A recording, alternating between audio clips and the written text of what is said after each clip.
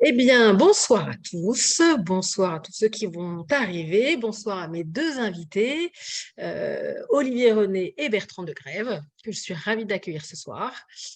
Alors, je suis donc Agnès Selzer, je suis une des dirigeantes de l'Institut Lean France et donc j'anime une fois par mois ce webinaire. Des fois, je dis l'émission parce que c'est le genre de vocabulaire aussi partagé. Donc, ce webinaire sur le Lean avec des gens qui font du Lean, qui parlent du Lean, qui écrivent sur le Lean et des gens qui sont convaincus que c'est une alternative intéressante peut-être à nos pratiques actuelles plus répandues. Et donc, ce soir, j'ai le plaisir de parler avec vous tous du livre qui a été écrit par Olivier et Bertrand et que je tiens donc en main et que j'ai lu et que j'ai surligné dans toutes les couleurs. Et donc, nous allons en parler pendant à peu près allez, 40 minutes ensemble. Et puis après, je vous propose à tous ceux qui sont avec nous de poser vos questions. Vous pouvez aussi les poser au fur et à mesure de la discussion et moi, je les relayerai pour vous auprès des invités. Et puis après, on pourra aussi discuter avec les caméras ouvertes, avec voilà, les micros. Voilà, ça sera plus convivial et ça permet d'avoir voilà, des relations plus directes dans la discussion. Alors, peut-être que ce qu'on va commencer quand même par faire, c'est, je vais vous demander à tous les deux de vous présenter, parce que moi, je vous connais un petit peu, mais ce n'est pas le cas peut-être de tous les participants. Et puis, j'aimerais bien que vous me disiez, chacun d'entre vous aussi, comment vous avez découvert le Lean, parce qu'en fait, c'est toujours des histoires intéressantes de voir comment chacun voilà, rencontre cette démarche et, et bascule, bascule, parce que finalement, une fois qu'on l'a rencontré, j'ai l'impression que souvent, voilà, on poursuit sa découverte, sa rencontre vraiment en profondeur. Alors, qui veut commencer? Après, Olivier. Voilà. Bonsoir à toutes et à tous. Pour me présenter, donc j'ai bientôt 55 ans, je suis ingénieur de formation et j'ai commencé à travailler dans l'industrie automobile française chez un équipementier, où là j'ai commencé à pratiquer en usine c'était le début, quelques briques du Lean, faire du 5S, du Kanban, le semaine, on parlait de semaines, on parlait évidemment de qualité. Voilà, bon, et puis après 7 ans, j'ai eu la chance de tomber dans le chaudron du Lean, parce que quand Toyota s'est implanté en 98 en France, à Valenciennes, pour son projet d'usine pour construire la Yaris, j'ai eu la chance de rejoindre la toute première équipe dans les tout premiers. Et après, pendant 10 ans, j'étais à l'école du Lean, où j'ai eu la chance formidable d'être formé et de vivre aussi bien le Lean en mode projet, on va dire sur les 4 premières années où c'était un projet de construction d'usine, de lancement de véhicules, qu'après, je vais vraiment comprendre l'approche globale que Toyota Ouais, donc toi, tu es un vrai bébé Toyota, quoi. fait à travers le Lean, avec évidemment beaucoup plus. Voilà, oui, bébé Toyota, voilà. Et du coup, de comprendre vraiment le sens et comment c'est Alors, vécu, alors moi, je et vois aussi du coup ça coupe un de petit peu. vivre avec un très fort Ouais. contraste. Comment? Juste Olivier, il y a t'as parfois ta connexion, je crois, qui faiblit. Je ne sais jamais si c'est la mienne ou la tienne. Là, en l'occurrence, quand Bertrand voit la même chose, je me dis que c'est la tienne. Donc, oui, c'est ça. Donc, Fabien me dit ça aussi. Donc, je ne sais pas si tu as les moyens, éventuellement, de faire quelque chose. Éventuellement, même avec une connexion avec le téléphone. Moi, je sais que ça marche mieux parfois, même avec le téléphone. Ça dépend où on est et dans Donc là, ça coupe, c'est ça? Ouais, Ouais, c'est ça fait ça. des à-coups et on n'entend pas forcément Hein. très bien la voix. Ouais, j'ai l'impression que ça coupe. Donc, Bon. peut-être que si tu peux. Et du coup, il y a Bertrand qui va lui-même se Bertrand, voilà. présenter. Et puis, on finira du coup avec toi si la manip marche. Très bien. Ok, Alors, donc du coup, j'y vais, je me présente. Bonsoir tout le monde. Alors moi, je m'appelle Bertrand, j'ai 56 ans. Je suis paysagiste de formation. Et puis, un je gros me métier. suis dit, je me suis dit à la fin de mes études, tiens, avant d'ouvrir ma boîte, je vais aller dans un endroit où je vais apprendre le métier de patron. Et j'ai trouvé que dans la distribution, le métier de chef de rayon s'y prêtait bien parce qu'on avait une petite équipe à manager, parce qu'on avait un compte d'exploitation avec des résultats à atteindre tous les mois. Et j'y suis rentré et finalement, j'y suis resté 24 ans. Et donc, tu vois, j'ai pas fait du tout ce qui était prévu au départ. Et si j'y suis resté 24 ans, c'est que j'ai appris plein de choses.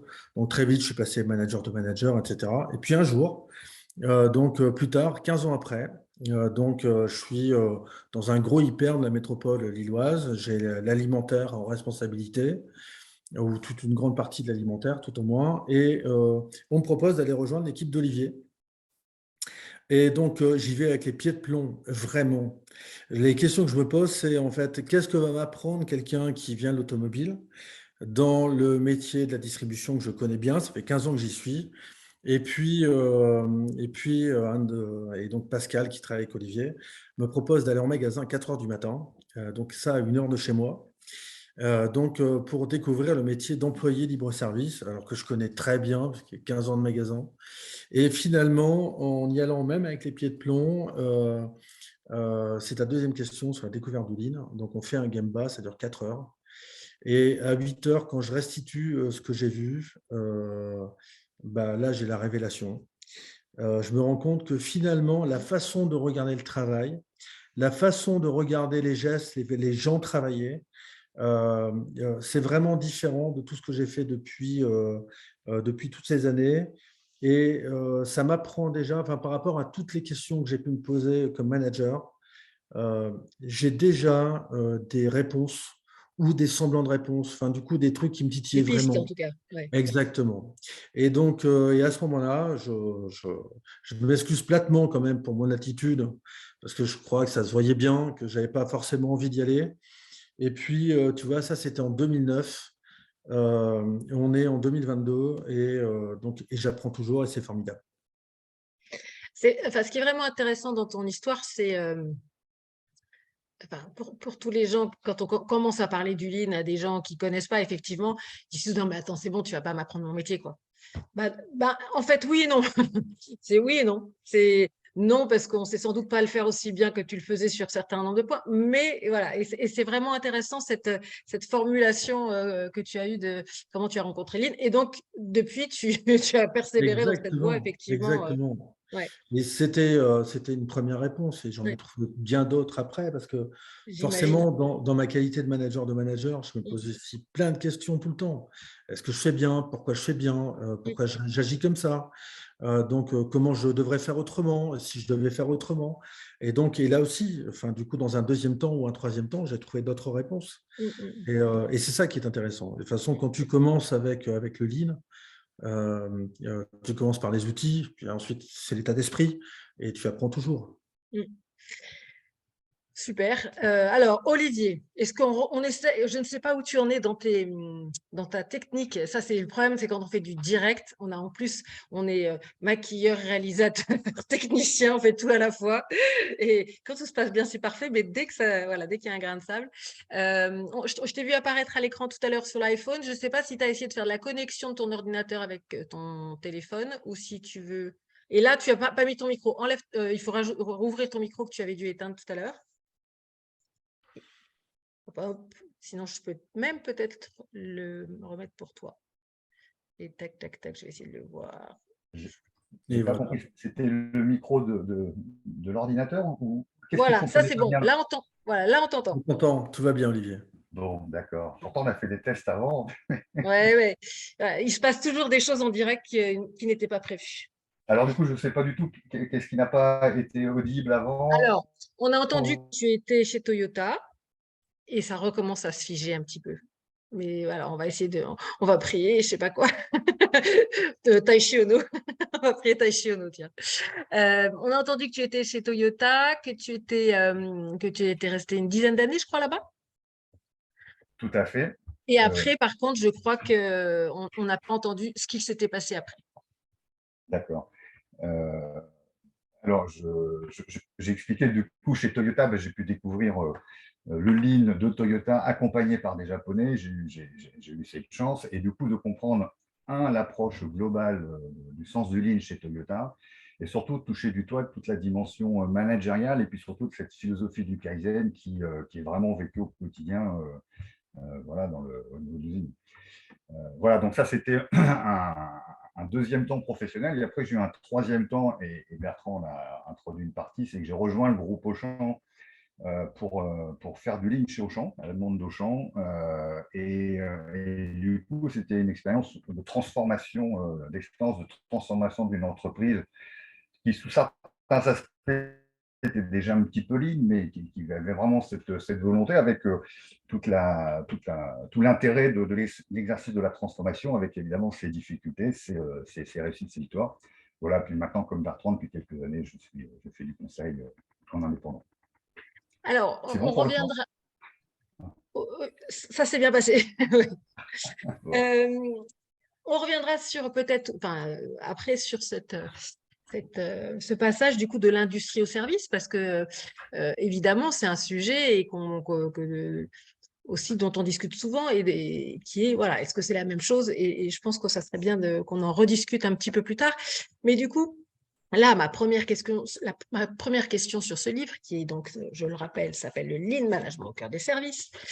J'ai envie de vous poser la question de quelle était votre intention en écrivant ce livre, parce qu'évidemment, la littérature Lean est déjà très nombreuse. Alors, elle est très nombreuse depuis pas mal d'années en Amérique, en langue anglaise, on va dire, globalement. Depuis quelques années, elle est aussi assez nombreuse et assez prolixe en France, avec beaucoup de livres qui sont parus, notamment écrits par les auteurs de l'ILF, et c'est réjouissant. Et là, un jour, vous vous êtes dit, eh ben, nous aussi, on va en faire un qui va rajouter de la connaissance dans ce champ. Et donc, qu'est-ce que vous aviez envie d'apporter, vous, de personnel dans avec ce livre? Tadam! Qui Allez, veut j'y prendre la vais. parole? Ouais, j'y vais. Vas-y, Bertrand. Tout d'abord, en fait, nous, le constat qu'on a fait, même s'il y a beaucoup de littérature, tu as raison de le souligner, quand on regardait ce qui existait dans le monde des services comme ouvrage, en ce qui me concerne, j'étais très embêté pour conseiller un livre à quelqu'un issu de ce domaine, pour dire, écoute, lis ça, tu trouveras des réponses. Et quand j'en conseillais d'autres, on me disait, oui, mais alors ça, c'est l'industrie. Donc, d'abord, en fait, c'est ce premier constat qui, donc, de façon répétée, ça te dit quand même qu'il y a un trou dans la raquette. L'autre truc, c'est que trois quarts des entreprises en France font partie du domaine des services. Ça veut dire qu'il y a beaucoup de monde. Ce beaucoup de monde, finalement, est très peu touché encore par le Lean. Et donc, ce qui veut dire que si on veut le démocratiser, effectivement, il y a un espace pour essayer de toucher davantage de monde. Donc, ça, c'était, en ce qui me concerne, donc une véritable intention. Oui, c'est clair. Et dans ma bibliothèque, il y a très peu, enfin, il y a beaucoup de livres Lean, mais il y en a très peu sur les services, effectivement, de manière très spécifique. Ça, c'est un vrai apport. Et je comprends. Et est-ce que toi, tu avais quand même une référence où tu te disais, j'aimerais bien faire un livre qui ressemble à tel livre, ou bien tu avais une envie? Non, je me rappelle d'un échange avec Michael qui m'avait mis aussi sur la voie, où Michael, lors d'un de nos échanges à l'ILF, disait, mais le flux tiré dans les services, personne s'y intéressait vraiment. Et donc, j'avais regardé ce que je pouvais trouver là-dessus, et effectivement, je n'avais pas trouvé grand-chose. Et donc, et en feuilletant quelques livres, même avec un titre disant qu'il s'agit du domaine des services, quand on feuilletait, on regardait les exemples étaient pour la plupart industriels. Et donc vraiment, enfin, du coup, je suis un peu gêné pour te dire Non, mais très bien. qu'il y a une référence quelque part. Dans tous les cas, s'il y en a une, donc en cherchant, je ne l'ai pas trouvée. Très bien. Et toi, alors, Olivier? En plus, j'imagine que l'intention était un peu partagée, parce que si vous l'avez écrit ensemble, Alors, c'est que vous avez quand même réussi à vous mettre d'accord sur le livre. Mais est-ce que tu avais aussi une envie voilà, qui t'a motivé, parce que c'est bien, un gros boulot d'écrire un livre. Donc, tout à fait. Bien sûr, ce constat sur les services, comme Bertrand l'a fait, ça c'est un constat qu'on partageait. Et puis il y avait aussi un deuxième constat, c'était de se dire sur les nombreux ouvrages sur le Lean, d'ailleurs qu'ils soient pas forcément sur les services, moi j'avais toujours un petit peu ce besoin de dire, mais pourquoi c'est jamais articulé autour de la maison du Lean, de la maison du Lean, de la maison du TPS? Et c'est vrai que moi, par confort, quand je parlais du Lean, toujours formé chez Toyota, j'avais toujours l'habitude de structurer mon discours par rapport à cette maison du Lean. Et là, finalement, je me suis dit, mais c'est une très bonne structure pour présenter tous les différents concepts, pour voir comment ils s'articulent. Et du coup, en faisant, suivant cette logique-là, on s'est aperçu que c'était au-delà d'une structure confortable, que ça avait un sens. Et du coup, là également, au niveau des ouvrages, il y a très peu d'ouvrages en fait qui structurent, qui racontent comment fonctionne le Lean par rapport à cette logique de maison de Lean. Donc ça, c'était intéressant en termes de sens et d'articulation. Et puis après, j'avais un parti pris, c'était de se dire, on parle beaucoup de Lean comme quelque chose de nouveau, une alternative pour l'entreprise, mais une alternative par rapport à quoi? Et c'est vrai que moi, assez souvent, j'essaie de mettre le Lean un peu en opposition, en dualité par rapport à l'entreprise traditionnelle, qu'on appelle dans le livre Bertrand l'entreprise traditionnelle, et qui en fait fait référence au Taylorisme. Et Absolument, oui. du coup, de présenter aussi le Lean dans une analyse contradictoire de en quoi c'est différent par rapport à l'entreprise Oui. traditionnelle et finalement en quoi ça nous confronte aux principes du Taylorisme qui sont, même dans les services, qui sont existants même si on n'en a pas conscience. Et ça, c'est aussi un parti pris qu'on a eu avec Bertrand, donc se dire cette maison du Lean, et puis de travailler un peu cette dualité avec le Taylorisme. Ouais. Alors, pour partager évidemment quand même et le Lean, mais aussi cette vision voilà, une démarche qui est vraiment d'une autre nature que le management traditionnel. Alors, pour le coup, c'est ce qu'on avait nous appelé dans notre livre avec Michael, Jacques et Régis, le modèle invisible. C'est ça dont tu parles aussi. Il est tellement en fait répandu qu'on ne le voit plus et qu'on pense que c'est la seule façon de faire. Tout Et à fait. effectivement, là, ce qu'on retrouve dans, évidemment, la littérature, beaucoup de littérature, et particulièrement de manière bien, bien décrite dans le vôtre, c'est cette idée que on peut faire autrement. Il y a des vraies alternatives et des alternatives en plus qui marchent au sens qui sont performantes pour les entreprises, pour les collaborateurs, pour l'environnement au sens large. Et, et on n'est pas toujours cru. Et donc, tous les livres qui renforcent cette idée, je pense, sont évidemment les bienvenus. Donc, déjà, bravo, bravo à vous. Alors, moi, évidemment, je l'ai lu, parce que je lis quand même tous les livres dont on parle. Et je voulais vraiment vous dire bravo pour votre livre, parce que je trouve que j'en ai lu beaucoup. J'en ai lu vraiment beaucoup ces dernières années. Et je trouve qu'il est d'une clarté, d'une accessibilité, d'une pédagogie assez rare. Et justement, c'est souvent un peu ce que tu disais, Bertrand, tout à l'heure, hein, souvent c'est un peu dur, alors c'est un peu industriel, mais c'est pas que ça, c'est un peu dur d'accès. Et là, vous parlez très bien de vraiment tous les constituants du Lean, et on va revenir sur ces constituants, mais d'une manière très claire, alors même que, et j'ai encore eu cette discussion ce matin avec une personne avec qui je travaille, c'est euh, donner un accès facile et faire comprendre l'intérêt du TPS. Waouh, c'est pas facile, quoi. C'est pas Ouais, facile. Et c'était. là, ça c'est vraiment, moi je trouve, on sent très bien dans tout le livre cette dimension du système. C'est-à-dire que vous avez fait 3 parties qui sont, alors du coup, je vais philosophie et principes, les priorités du manager Lean et transformer. Donc ça, c'est vos titres. Mais globalement, dans les 3 parties, on sent bien qu'elles fonctionnent ensemble, que c'est un système, que l'un se répond, qu'un pilier de l'un va avec l'autre, mais voilà, avec les gens. Enfin, et ça, c'est vraiment une belle réussite. Et alors, je voulais vous remercier. Alors, écoute, merci beaucoup pour le compliment. Et on parlait d'intention tout à l'heure. Dans tous les cas, de rendre accessible au plus grand nombre, c'était une véritable intention. Et donc, alors pour ça, on a fait plein de trucs. Enfin, on a eu après, il y a des choses qu'on a voulu, il y a des choses où peut-être qu'on peut qualifier d'un peu de chance. Et j'y reviens après, j'explique après pourquoi je dis de la chance. Mais ce qu'on a voulu, par exemple, au départ, c'est d'avoir tout de suite 2 relecteurs.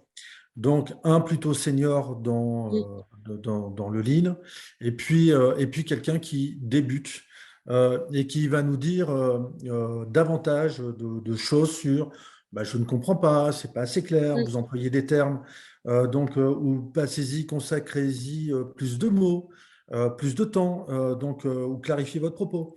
Et donc, voilà. Donc ça, c'était volontaire au Ça vous a départ. challengé sur cette Exactement. Et ça capacité à nous être a, pédagogique. Ouais. c'est ça nous a challengé aussi ailleurs, on s'y attendait moins, peut-être. Par exemple, un style différent entre Olivier et moi. Donc, du coup, remarqué très vite. Et donc, du coup, il a fallu qu'on s'aligne pour qu'on voit moins qui écrit quoi. Donc, et qu'on fasse un pas vers l'autre, tous les deux. Voilà. Après, là où je trouve qu'on a eu une grande chance, en travaillant avec notre éditeur. Donc, au bout de. Donc, on avait quasiment. Enfin, du coup, il devait nous rester à peu près 10 ou 15% à écrire.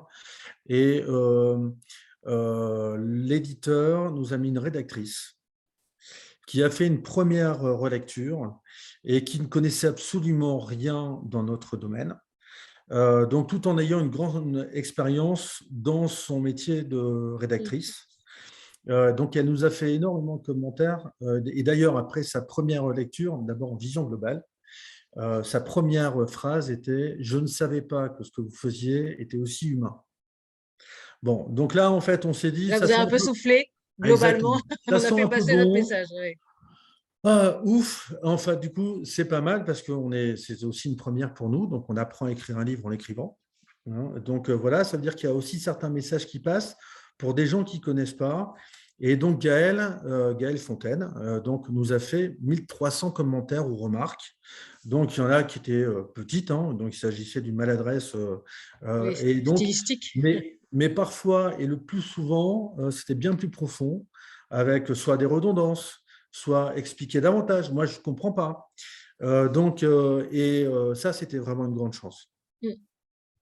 Après, en complément, on s'était aussi fixé en cahier des charges de se dire on faut qu'on illustre avec des exemples qui parlent à tout le monde. Donc, ce sont Ouais. des exemples évidemment issus du service, de la vie quotidienne, qui souvent, tout le monde peut s'identifier à l'exemple, Ouais, soit ça, par ça des c'est clients, beaucoup plus facile que l'industrie d'ailleurs, ça c'est d'une certaine manière. voilà, plus Parce que tout le monde connaît accessible, un supermarché, quoi.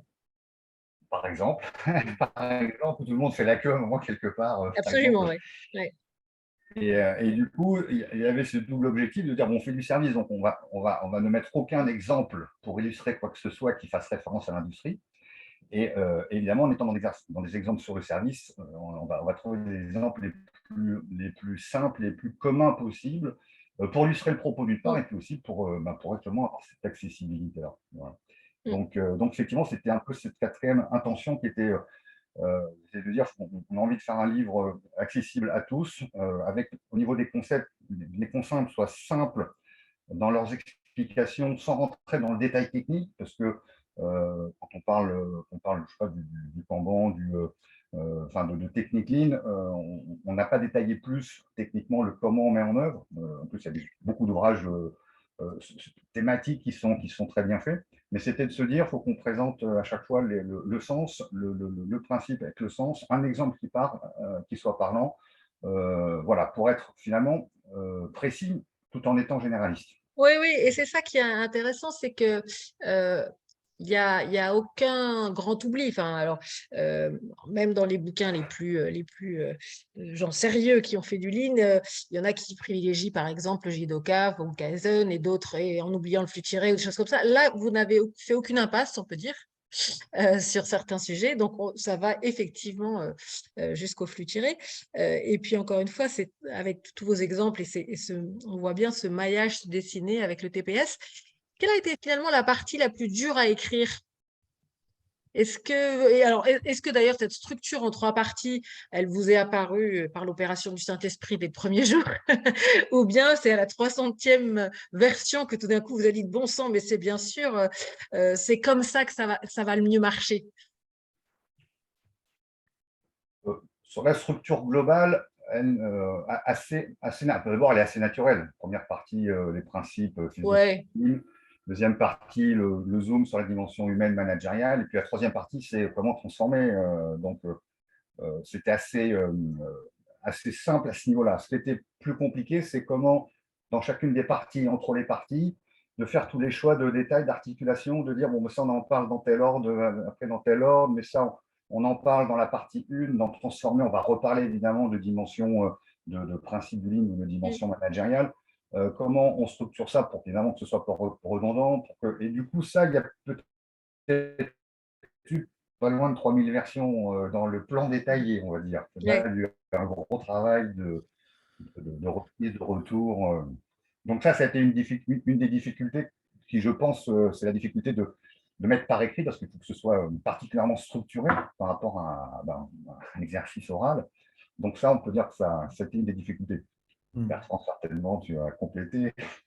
Oui, mais bien sûr, je suis très d'accord. Sur le plan global, effectivement, ces trois parties, c'était assez clair au départ et partagé.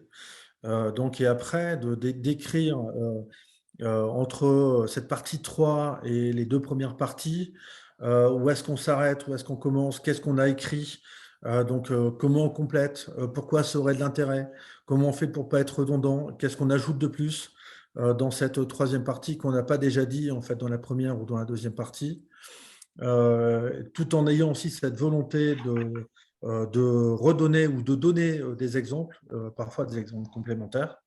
Voilà, donc, et puis alors si on doit donner un exemple de difficulté, quand on se dit, bon, ok, alors transformer, par quoi on commence? Forcément, on commence par un diagnostic. Donc un diagnostic, donc à la fois diagnostic de l'état d'esprit, bon, ok, on a des trucs à dire, mais diagnostic concret sur le terrain. Et là, donc, alors la voix du client, on peut mettre des trucs, mais ça serait bien qu'on voit le processus et qu'on le diagnostique. Allons-y gaiement pour une VSM. Et alors là, donc tout de suite, on voit la montagne. Donc on voit la montagne en se disant, bon, alors chouette. Donc effectivement, c'est comme ça qu'il faudrait mettre. Mais allons, alors déjà, quand on met une VSM sur un A3 pour le lire ensemble avec des gens qui connaissent, c'est déjà pas si simple, même s'il y a plein de standards. Mais alors, le faire lire à des lecteurs avec toujours ce souhait, cette intention de rendre accessible ce qu'on dit. Donc, il faut faire des vrais choix. Il ne faut pas essayer d'être proche de l'état de l'art. Et puis vraiment, le choix des mots, ça, c'était vraiment, on a dû s'y reprendre je ne sais pas combien de fois pour réussir à être sur quelque chose d'à peu près accessible et d'à peu près correct en quelques pages. Sur le fond, je vais quand même revenir du coup à ce que j'évoquais tout à l'heure et puis qui est quand même une question que tout le monde se pose, c'est est-ce que, enfin, les outils sont les mêmes, la démarche sont les mêmes, les principes sont les mêmes, mais est-ce qu'il y a des choses qui sont plus spécifiques à un lean dans les services qu'à un lean dans l'industrie, ou qu'on trouve moins, ou est-ce que ça vous a fait réfléchir là-dessus? Alors Olivier, qui en plus a connu les deux pans, je sais, enfin, c'est peut-être encore plus visible pour toi ou pas. D'ailleurs, peut-être que le constat est non. Hein. C'est une vraie question que je me suis posée. Moi, j'ai des hypothèses, mais je ne sais pas si on va partager. Donc, je suis très curieuse de vous écouter. Globalement, le bilan qu'on fait avec Bertrand, c'est qu'en termes de principe, il n'y a vraiment aucune différence. D'ailleurs, l'objet du livre, c'est quelque part d'en faire cette illustration, cette démonstration. Donc, globalement, il n'y a aucune différence. C'est des principes, on va dire, d'entreprise, de philosophie d'entreprise qui sont universels, quels que soient on se base, quelles que soient les parties du lean. Par contre, c'est vrai qu'entre service et industrie, il y a quand même des choses et on a réfléchi dessus à un moment dans le livre, on l'a introduit un petit peu. Il y a une première chose qui nous frappe quand même, c'est que le Gemba dans le service, il est beaucoup moins visible. Quand tu es dans l'industrie, voilà, le stock, tu le vois, les défauts, ils s'accumulent. Les lignes de fabrication, on les voit. Enfin, ouais. On voit le flux, il est physiquement visible. Le bottleneck, tu peux le voir, etc. Quand on est dans les services, c'est très, très abstrait en fait, parce que service, bon, ok, c'est un plateau, il y a des ordinateurs, il y a des gens qui travaillent sur des ordinateurs, il y a des réunions, c'est pas toujours très visuel ce qui se passe en réunion. Donc déjà, en termes de visibilité, c'est beaucoup plus difficile de faire du Gemba, de rendre visibles les choses, de voir et comprendre dans le service par rapport au manufacturing, on va dire, à l'industrie. Il y a un deuxième point sur lequel je pense qu'il y a une différence, mais là, c'est plutôt à l'avantage du service, c'est que la notion de client, elle est beaucoup plus palpable dans le service, parce qu'elle est beaucoup plus tangible. Dans l'industrie, se fait au travers d'un produit qui va plaire à un client. Dans le service, le service, c'est directement pour le Ouais, client. en interaction. Ouais. Il y a beaucoup plus la relation, elle est beaucoup plus directe. Donc ça, c'est plutôt quelque chose qui facilite la compréhension on va dire, de la satisfaction du client. Mais pour Et pour autant, autant, c'est pour ça que le client, il est mieux traité, quoi. Hein, parce que souvent, comme dit souvent Bertrand, le client, c'est souvent la variable d'ajustement. C'est lui qu'on va faire attendre si la capacité et la charge ne sont pas égales. Euh, donc voilà, il y a au moins déjà ces deux points-là, quoi. Mm. Bertrand, toi, non, mais enfin, Olivier, il a tout dit, c'est très juste. Donc, à la fois dans les services, on a cette intention de satisfaire vraiment le client. Et pourtant, donc on est encore en 2022 et on considère que le client est la variable d'ajustement. C'est extraordinaire. Donc, et plein de fois, ça arrive d'attendre parce que, enfin voilà, il n'y a pas assez de monde, parce qu'en tant que client, on n'est pas là au bon moment. Donc, il faudrait être là à un moment où il y a moins de monde, peut-être. Hein, mais ça sera fermé. et ouais, c'est ça. Et donc, et voilà, c'est ça qui est très intéressant, le côté tangible ou intangible dont Olivier a parlé. Il y a tellement de choses dans les bécanes. Oui, c'est ce que j'allais dire, c'est que avant, je ne sais pas quand était le avant, mais il y a encore quelques temps, quand il y avait un peu moins d'informatisation, on pouvait un peu voir les flux avec du les papier. tas de papier dans les bannières ou des L'annexe, choses comme ouais. ça. Voilà, au moins on voyait un peu de stock ou voilà. Mais Tout à fait. avec tout ce qui est la digitalisation des services, on ne voit plus rien. Et ça a vraiment accentué l'incapacité de tous les managers à part par les trucs de reporting qui sont ce qu'ils sont, et on sait qu'ils ne sont pas toujours très fiables, ou qu'ils ne parlent pas, en tout cas, des sujets intéressants en ligne. Voilà. Et ça a accentué cette difficulté à voir, et d'où l'intérêt encore plus de travailler sur rendre visible le flux. Ce qui est quand même un des premiers sujets sur lequel, à un moment, il Ouais, faut bien qu'on sûr. travaille, quoi. Et par rapport au flux, je pense que aussi une troisième caractéristique, et qui pour autant aboutit à un paradoxe, je m'explique, c'est que par définition, dans le service, le flux il est toujours tiré par le client. On ne stocke pas un service à l'avance. C'est paradoxal, mais C'est c'est bien. sûr, non, c'est Tant qu'on sûr. est sur du manufacturing de produits, on peut toujours fabriquer. Alors, tout le manufacturing n'est pas en flux poussé.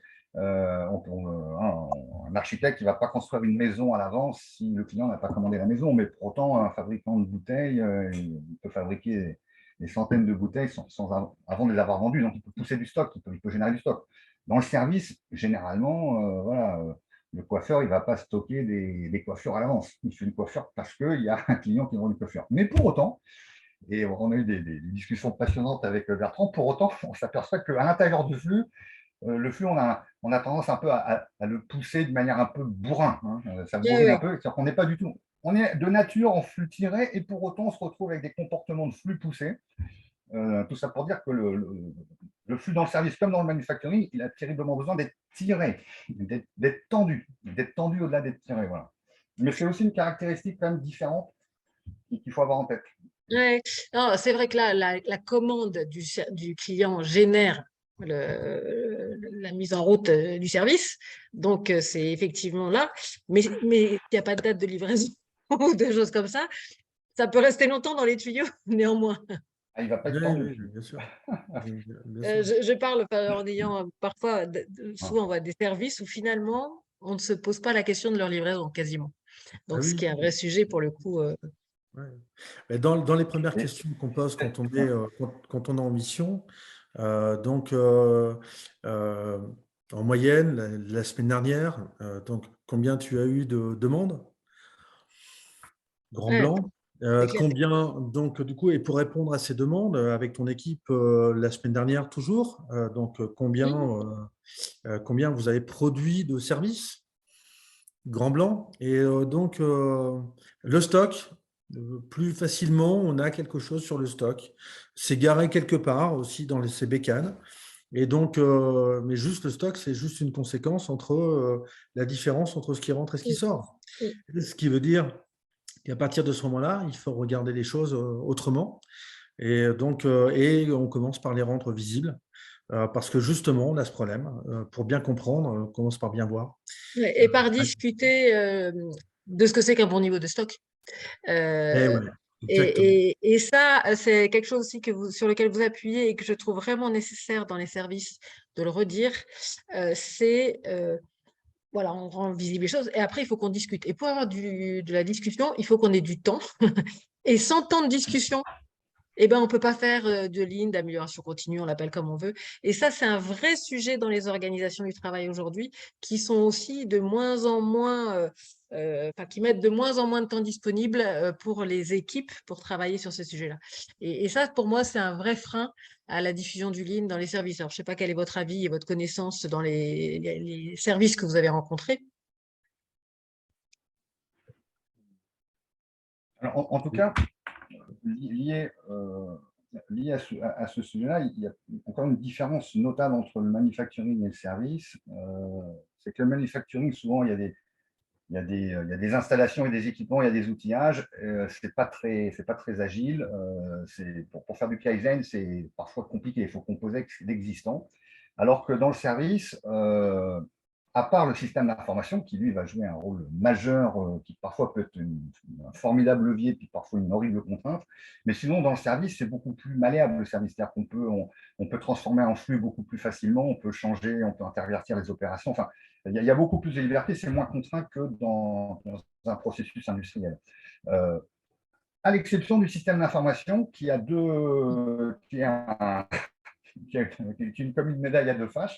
D'un côté, il y a la puissance de la digitalisation qui permet de rendre visibles des choses par du data crunching, qui permet de comprendre plein de choses à travers les data, de mesurer plein de trucs, qui permet évidemment de simplifier les flux par le fait qu'ils soient digitalisés. Mais la contrepartie, c'est que souvent, le système d'information, il peut ne pas être du tout flexible et que le système d'information, le workflow était pensé, structuré comme ça, on se dit, on gagnerait à inverser ces deux opérations. Ah oui, mais là, il faut casser le système d'information, c'est pas possible. Et là, ça devient difficile souvent. Donc ça fait aussi partie pour nous des différences qu'on peut mettre en évidence entre le manufacturing et le service. Et c'est aussi pour ça que dans le livre, le but, c'est de redécliner encore une fois, tous les principes du Lean dans ces conditions, dans ce contexte de service qu'on vient de balayer en termes de différence. Est-ce que vous avez un avis justement ou une vision, en tout cas, de l'intérêt des entreprises qui font des services, alors après, des petites, des moyennes, des grosses, pour le Lean, là où vous avez en tout cas été. Est-ce que vous avez l'impression que c'est une… Alors, oui, ça se diffuse plus que sans doute il y a 20 ans, parce qu'il y a 20 ans ou 30 ans, on pensait juste que c'était cantonné à l'industrie et ça avait très peu, en tout cas, quitté ce secteur. Mais est-ce que c'est aujourd'hui quelque chose, et notamment dans un contexte de crise, de tension, de pénurie, de transformation du monde, enfin voilà, qui reste attirant ou qui fait peur, ou qui est surtout, là, en ce moment, il ne faut rien faire, alors que, enfin, on sait que ça peut être justement aussi un levier pour accompagner la transformation, mais ce n'est pas simple quand on n'y a jamais goûté. Ouais, mais il y a plein de choses dans ce que tu dis. Je crois aussi, tu vois, avec le Covid, avec les guerres, etc., enfin, du coup, avec la crise, avec tout ce qu'on vit depuis quelques années, et puis ça se voit dans les mouvements de population, de gens qui changent de place d'habitation. Il y a plein de recherches de sens. Et tu vois, quand on parle de la grande démission, etc., on voit que les gens osent plus facilement peut-être s'il y a un manque de sens. Aller à droite, à gauche. Dans tous les cas, ces moments-là sont toujours des moments intéressants pour les remises en cause. Et on voit plein de secteurs qui disent on n'arrive pas à trouver des emplois, etc. Donc là aussi, enfin, du coup, c'est aussi un moment pour se remettre en cause. Et pour autant, il y a plein d'endroits où on pourrait faire du lean dans les services et on n'y est pas encore. Et c'est aussi, tu vois, quand on parlait de l'intention du bouquin de vouloir rendre accessible, c'était aussi démocratiser, enfin, du coup, essayer de semer des petits cailloux, donc un chemin peut-être plus facile pour qu'on y aille davantage parce que ce qu'on voit, alors même s'il n'y a pas de stats, et ce qu'on vit en tant que client tous les jours, il y a plein d'endroits où on se dit, mon Dieu, donc Ça ferait pas de mal. ça ferait pas mal. Et puis en même temps, tu vois, moi qui suis un grand consommateur de train, puisque je le prends quasiment toutes les semaines pour aller chez mes clients, c'est ça quand on habite dans le Périgord, hein. Et eh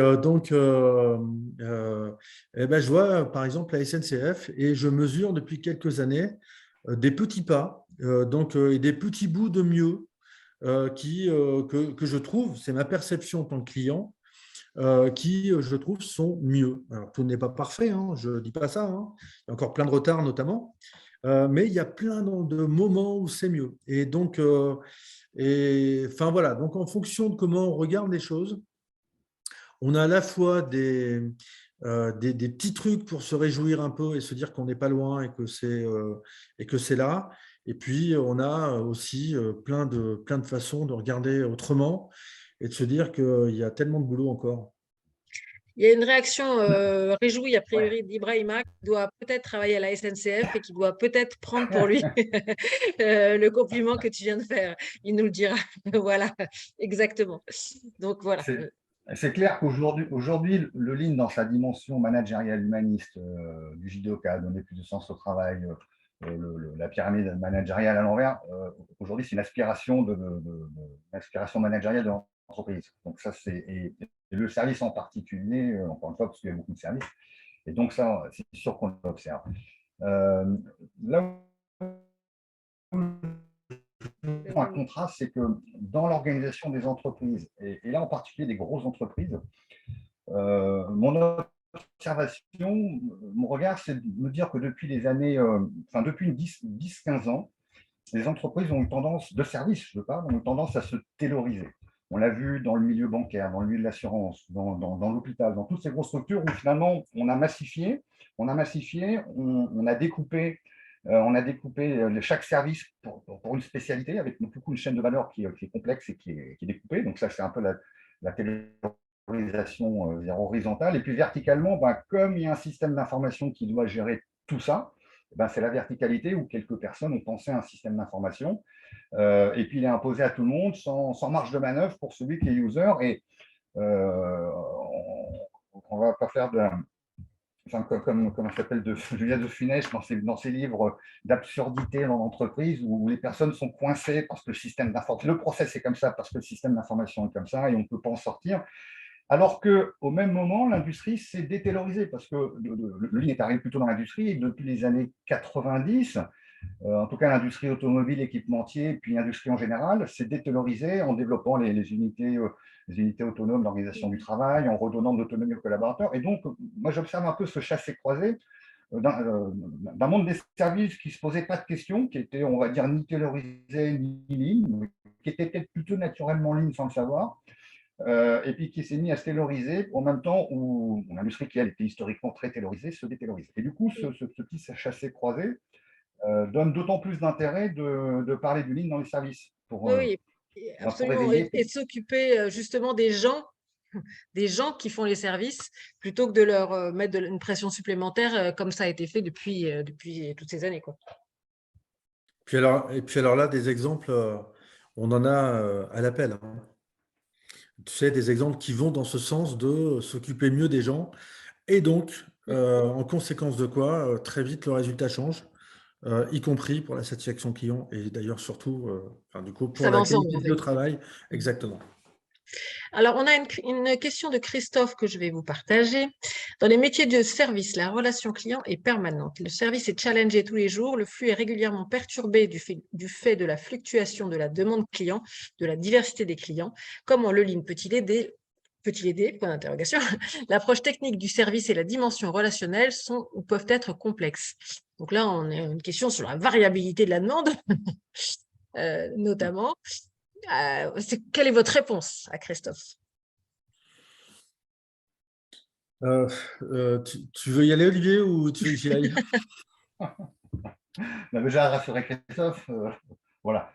La relation client. Alors c'est vrai que Christophe permet de pointer peut-être une dimension, enfin un aspect supplémentaire entre service et manufacturing, c'est que Dans le service, le client, il interagit dans la chaîne de valeur, beaucoup plus que dans l'industrie. Il fait partie intégrante souvent de la chaîne de valeur dans sa réalisation. Ça ne rend pas plus complexe, c'est simplement qu'il faut en tenir compte. Après, ce qui est de la partie fluctuation, etc., comme dans l'industrie, c'est-à-dire que le modèle industriel, lui aussi, est dans des logiques de fluctuation, ou en tout cas, comme le lean dans l'industrie, les clés d'entrée, ça va toujours être de justement mesurer ces fluctuations, regarder dans ces fluctuations qu'est-ce qui est instantané, qu'est-ce qui n'est pas instantané, qu'est-ce qui peut être lissé, qu'est-ce qui ne peut pas être lissé. D'ailleurs, les techniques, la logique du Enjuka, du lissage, elle fait d'autant peut-être plus sens d'ailleurs dans les services. Donc, toutes ces logiques d'agilité que propose le Lean, elles sont d'autant plus appropriées à des modèles de service avec justement des logiques de modification de demande du client, de fil d'attente qui sont très variables, de variabilité extrême. Ça fonctionne, c'est d'autant plus applicable avec les mêmes techniques de flux, gestion Kanban, lissage, etc. On avait appliqué sur un système caisse, du coup sur les systèmes caisses de magasins de grande distrie. On pourrait ajouter à ce que vient de dire Olivier, la polyvalence. Donc ça aide aussi sur cette fameuse variabilité qui sera toujours vraie. Voilà, le client décide de venir au moment où il décide de venir et c'est important que ça reste comme ça.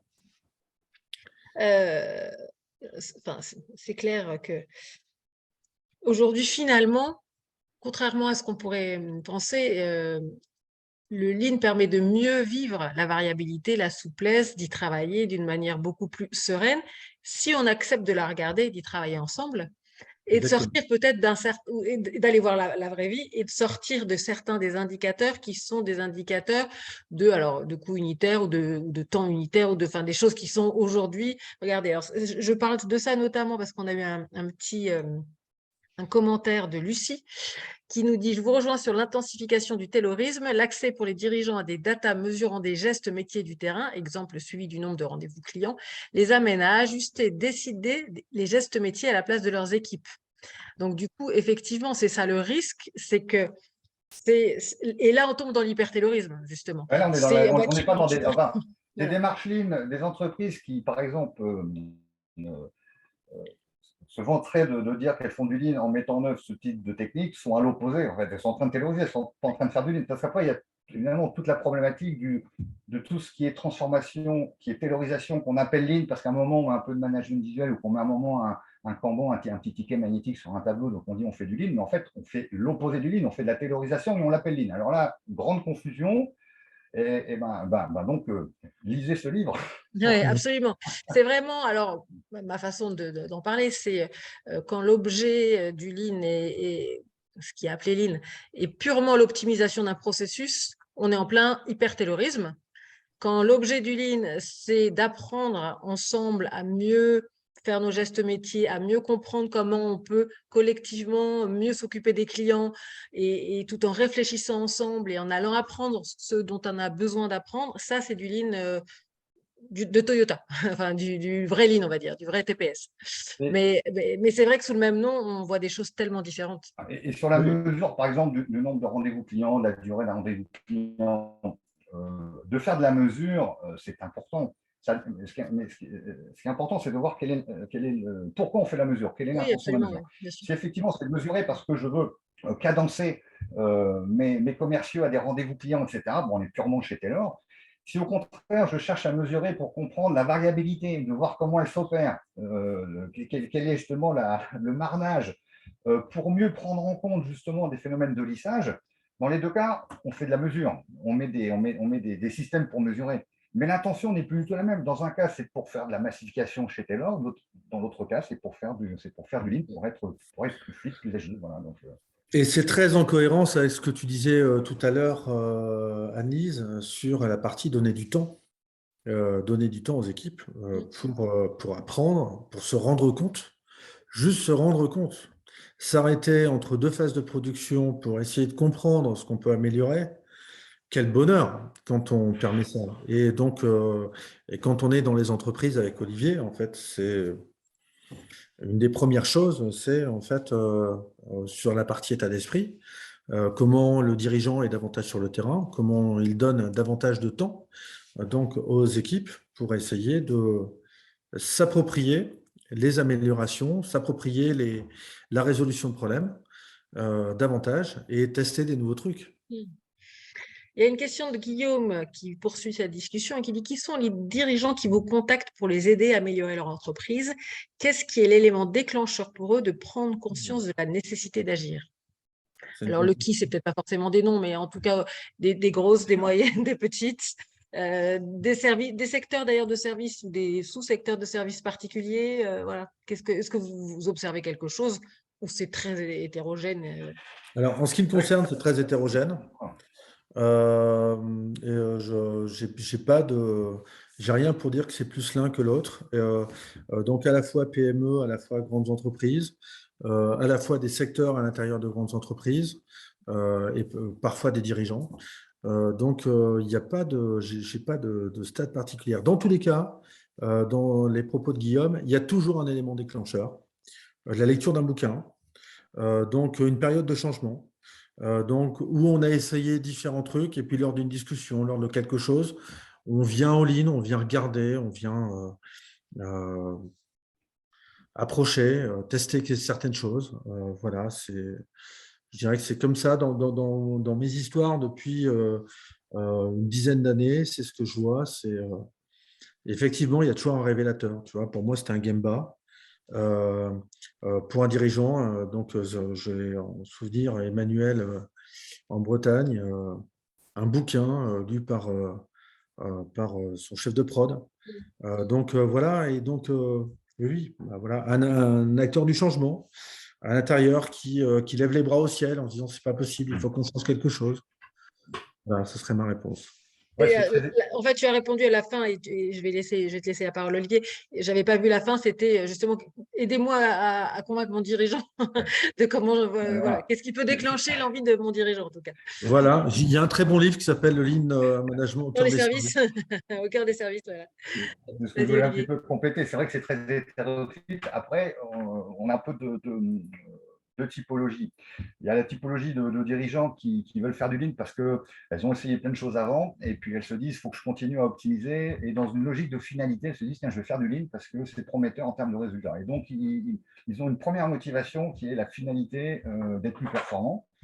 Sans avoir touché du doigt ce que ça impliquait en termes de conviction, de philosophie d'entreprise. Et puis, il y a des deuxièmes catégories de dirigeants qui nous interpellent, qui a déjà conscience un peu de qu'est-ce que ça veut dire en termes de philosophie d'entreprise dans le lean, etc., sans pour autant connaître dans le détail comment ça se met en œuvre. Pour autant, la première catégorie, elle peut évoluer. Et d'ailleurs, on considère que notre rôle de coach, c'est de dire, bon, c'est bien, tu as de l'appétence parce que tu vas être plus performant en termes de satisfaction client, en termes de productivité, etc. Bon, très bien. Pour y arriver, voilà le chemin qui va être pris. Et est-ce qu'il y a une deuxième forme d'appétence sur la manière d'y arriver? Parce que si par contre, il n'y a pas cette forme d'appétence, souvent, ce ne sont pas des missions qui sont, c'est des missions qui sont stériles, en fait. Ouais. Qui Oui, parce que alors, je ne sais pas si les personnes qui sont en train de nous écouter connaissent un peu, beaucoup passionnément ou pas du tout le lean, mais c'est vrai que quand on dit le changement culturel, la démarche que ça implique de changement, c'est vraiment une façon pour la ligne managériale renversante de pratiquer le management. C'est vraiment un management qui part du terrain et avec une ligne managériale qui est en soutien des équipes opérationnelles et qui apprend et qui va au contact des équipes pour apprendre et pour mieux définir sa stratégie, on va dire, et son développement futur. Donc, c'est à l'inverse d'un raisonnement qui est de tout décider en haut et juste de faire appliquer, en tout cas. Oui, ça part du terrain et pas que. Il y a des intentions aussi de exactement. tout un tas de choses. Mais en tout cas, ça ne se fait pas hors sol et déconnecté du terrain. Ouais, on est bien d'accord. Et donc, effectivement, ce qu'on souhaite, c'est que la résolution de problèmes donc, se fasse au plus près du terrain, donc avec ceux qui font. Et donc oui, et en même temps, le dirigeant dans ses pratiques, de donner du temps, du Gemba, de montrer aussi un chemin différent par sa pratique. Et là, c'est de passer de l'intention à l'effort, de montrer que lui aussi, il est touché par ça. Et d'ailleurs, dans la partie transformée, on a une vingtaine d'affirmations, je crois, en fait, je crois que c'est 20 exactement. Donc, pour que on puisse, dans la position de manager, dans la position de dirigeant, se dire, là, si je veux changer, là maintenant, c'est quoi mon état initial, où j'en suis avec le lean, ou dans tous les cas avec l'envie de transformer mon entreprise, et donc et avec un questionnaire assez simple. Et voilà, on voulait ça pour montrer aussi qu'on transforme effectivement par des expériences terrain très factuelles, très précises, et en même temps qu'on transforme l'état d'esprit autrement, et en passant par la partie managériale. Mm. On a une question de Redouane qui nous dit « Quid du bon sens paysan dans les services? Rendre l'invisible visible pour réagir ?» Alors, je Le ne sais pas si management, c'est du bon sens. justement, le management visuel est là pour, tu disais tout à l'heure, par le passé, tout était papier, donc il y avait un certain visuel déjà papier, etc. Aujourd'hui, ça a beaucoup disparu. Et c'est pour ça que le lean dans les services, c'est peut-être aussi peut-être une spécificité du service dans sa déclinaison, c'est que le management visuel est d'autant plus important, ça permet de rendre visible ce qui est devenu invisible par des process digitalisés, par l'informatique, etc. Donc, effectivement, ce bon sens paysan, c'est de rendre les choses visibles. Et nombre de fois où on dit, mais tout ça, c'est dans le système d'information. Oui, peut-être, mais si ce n'est pas naturellement visible, donc on va le remettre sur des tableaux, on va reprendre des feutres, on va réécrire des données clés qui sont évidemment connues des systèmes d'information déclinés dans tous les sens, etc. Mais on va remettre ce qui est important, on va le réécrire en clair, on va le rendre visible. Voilà, donc c'est ça ce sens paysan dans le service, je pense, en partie. Et ce qui est sûr, c'est que on a des tellement pléthore d'informations. C'est que effectivement, toutes les informations sont là, mais lesquelles sont utiles, lesquelles sont les bonnes, lesquelles donnent du sens à l'action, lesquelles sont motivantes parce qu'on voit qu'on bouge dans un sens qu'on a envie d'avoir. Et c'est ça tout l'enjeu du link et qui va un peu plus loin que le bon sens en fait. Là pour le coup, c'est quand même de la réflexion, on va dire. Et on dit souvent même que le lean est parfois contre-intuitif. Donc, c'est pour ça que je fais juste un petit peu attention à ce mot du bon sens qui peut laisser penser que c'est facile. Ce n'est pas si facile. mais par contre, c'est hyper intéressant. Ça, c'est clair. Ouais. Est-ce que, alors je n'ai plus de questions qui sont dans le fil de la discussion. Alors là, du coup, c'est la suite d'une autre question. Est-ce que la démarche Lean Six Sigma peut être bien appliquée au domaine des services? Alors là, le Lean Six Sigma, c'est encore autre chose que du Lean. C'est un peu différent en tout cas, je vous laisse répondre. D'abord, nous, on a eu tendance de ne pas mettre en position les différentes, on va dire les différentes démarches, parce que dans Lean Six Sigma, il y a Lean déjà. Donc, il y a au moins des gènes communs. Après, ça dépend ce qu'on met derrière le Lean Six Sigma. Alors, moi, j'y mets évidemment un historique industriel. C'est l'analyse de la variabilité par la statistique, donc sur des événements répétables. Okay, et évidemment, ça permet de diagnostiquer de la variabilité et d'y remédier, parce que s'il y a de la variabilité, il y a forcément du gaspillage, du moulage, du dysfonctionnement. Donc, le Lean Six Sigma s'applique partout, à condition qu'il y ait de la répétabilité avec de la variabilité, donc des process qu'on appelle non capables et qu'on veut rendre capables. Donc, c'est plutôt les process répétitifs de ma définition que j'ai du Lean Six Sigma. Après, il y a aussi derrière du Lean Six Sigma, on met les composantes du Lean. Bon, en fait, on est dans le Lean. En tout cas, sur la partie Six Sigma, c'est bien ça. Donc, évidemment, ça peut s'appliquer sur des services pour mesurer de la variabilité et comprendre, du coup, les phénomènes dans le processus. De la même manière, hein, on a besoin de stats à plein de moments pour, par exemple, mettre la bonne heure au bon endroit. Et donc, en complément d'eux, forcément, ce genre d'études, à partir du moment où, comme le dit Olivier, on a suffisamment de choses d'éléments pour faire des stats, intéressant, en complément d'un état d'esprit, du management lean, enfin voilà, et sans opposition aucun. Très bien. Il est déjà 10 heures, le temps passe. Moi, j'ai une dernière petite question pour vous. Alors, l'exercice d'écriture est toujours exigeant et donc, voilà, il force un peu à aller jusqu'au bout de nos, je sais pas, enfin, on croit des fois qu'on sait très bien expliquer les choses et puis des fois on s'aperçoit que c'est pas si facile ou des choses comme ça. Et forcément, c'est apprenant.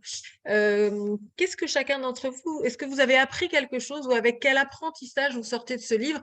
Alors que ce soit sur la pratique de l'écriture, mais même sur le lean lui-même. Est-ce qu'il y a un sujet finalement que ça vous a permis de mieux comprendre, de mieux saisir ou de mieux intégrer dans le système, voilà, dont vous n'aviez peut-être pas encore vu toute l'étendue jusqu'à présent et que voilà, le livre vous a donné l'occasion?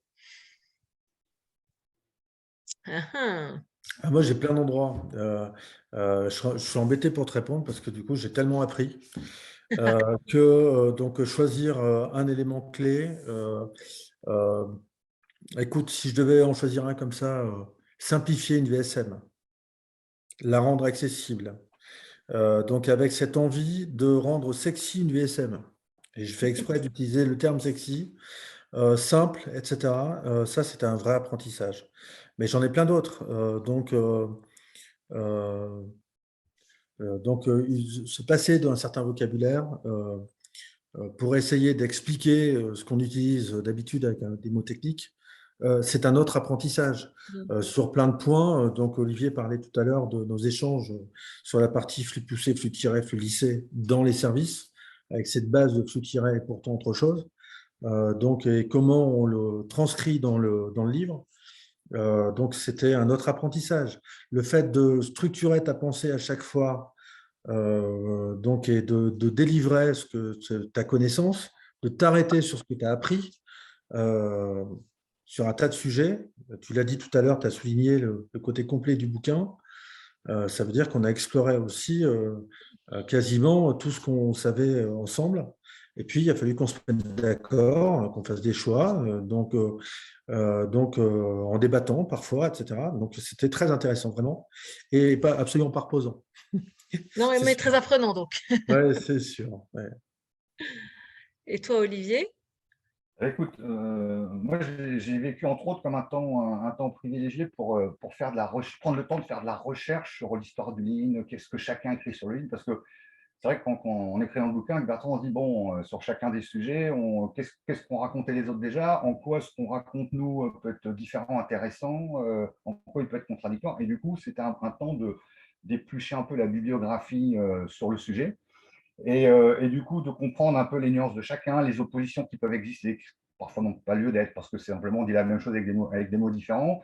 Et ça, pour moi, c'était très instructif. Et finalement, je me suis aussi aperçu que, et ça a été un peu notre parti pris pour le livre, c'est que quand il y avait plusieurs partis pris, des nuances, etc., c'est de revenir finalement aux lignes Toyota. Aux lignes Toyota, et en tout cas, je veux dire, celui que j'ai vécu, celui qu'on m'a appris, mais verbalement, parce que Toyota n'a jamais écrit de bouquin sur le lean. Il y a eu beaucoup de lignes au nom de Toyota, au nom Ils font d'Ono. pas du lean, ils font du Ni TPS. Ono, ni aucun de Toyota n'ont écrit de livre. La seule chose qu'ils aient écrit, c'est que je crois le Toyota Way en 2001 pour expliquer leur philosophie. Et d'ailleurs, c'est pas une super réussite même pour eux parce qu'en voulant écrire, ils ont appauvri énormément. Ils ne sont pas hyper satisfaits de.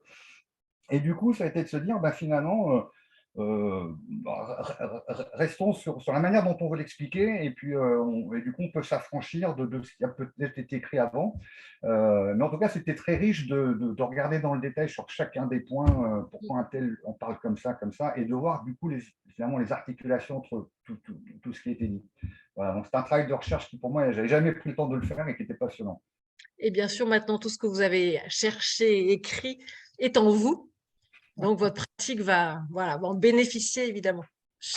On a un petit commentaire a priori d'un lecteur déjà qui vous a lu, qui est donc Yann, qui dit « J'en profite pour remercier les auteurs en tant que nouveau tech lead, la double page donner du sens au mot sens, justement, qui clôt l'excellente partie sur le management me sert de boussole. » Voilà, donc un lecteur heureux.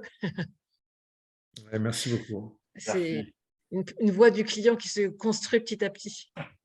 Parfait. Eh bien, écoutez, messieurs, je vous remercie beaucoup pour cette soirée passée au cœur des services avec vous, avec le Lean. C'était vraiment, je trouve que c'est un livre qui manquait effectivement dans la littérature française sur le Lean. Et donc, je serais ravie d'en parler ou de le recommander à de potentiels lecteurs intéressés. Et donc, longue vie à votre bébé. Merci beaucoup. Merci tout le monde. Vraiment, Merci merci à à tous. vous d'être là ce soir.